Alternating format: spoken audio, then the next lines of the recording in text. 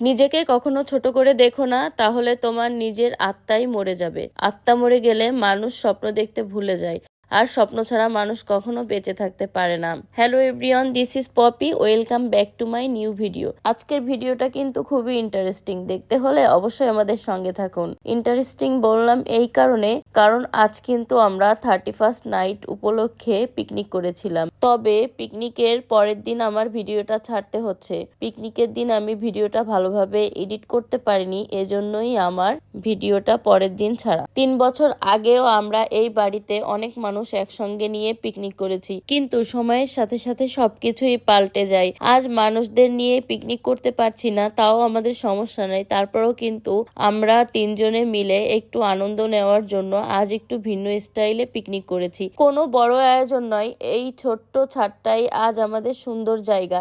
একসাথে থাকাটাই হলো সবচেয়ে বড় সুখ।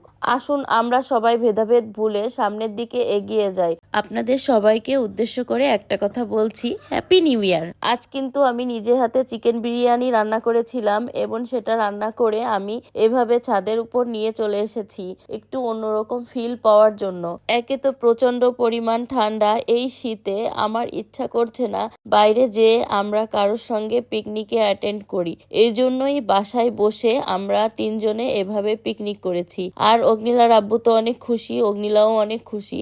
আজকের দিনে আমি যদি একটু ভিন্নতা না আনতাম, তাহলে আমার মনে হয় 3 জনেরই মন খারাপ থাকতো। এই সম্পূর্ণ আইডিয়াটা কিন্তু আমার ছিল। তবে আমি একটা কথা বলি, ছোটবেলা থেকেই আমি একটু রোমান্টিক স্বভাবের। আমি কিন্তু সবসময় চেষ্টা করি একটু ঘুরতে, মাঝে মাঝে সাজুগুজু করতে, নিজের পছন্দ অপছন্দকে মূল্যায়ন করতে, এবং নতুন নতুন আইটেমস রান্না করে হাজবেন্ড এবং বাচ্চাকে সারপ্রাইজ দিতে। আমি সবসময় যেটা বিশ্বাস করি, মানুষের জীবনটা খুবই ছোট। এই ছোট জীবনে যতদিন বাঁচবো হেসে গিয়ে এভাবেই কাটাবো। আমি যখন যে অবস্থানে থাকি না কেন, সেই অবস্থানে থেকে সুখী থাকার চেষ্টা করি। আমার বান্ধবীরা বলে আমি নাকি এখনো ছোটবেলার মতো আছি, আমার নাকি পাগলামি এখনো কমেনি।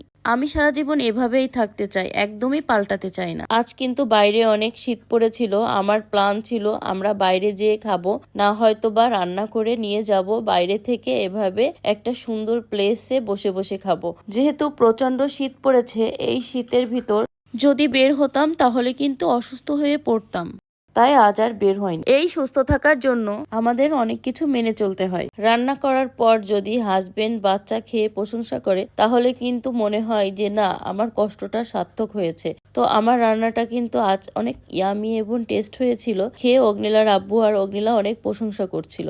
আজ কিন্তু আমি রান্না করেছিলাম চিনিগুড়া চাল দিয়ে চিকেন বিরিয়ানি, আর তার সঙ্গে কিন্তু সালাদ ছিল, ডিম ছিল। আসলেই কিন্তু রান্নাটা অনেক মজা হয়েছিল। আশা করি আপনারাও চেষ্টা করবেন আমার মতো এভাবে অল্পতে খুশি থাকার বা ভালো থাকার। তাহলে আজ এ পর্যন্ত।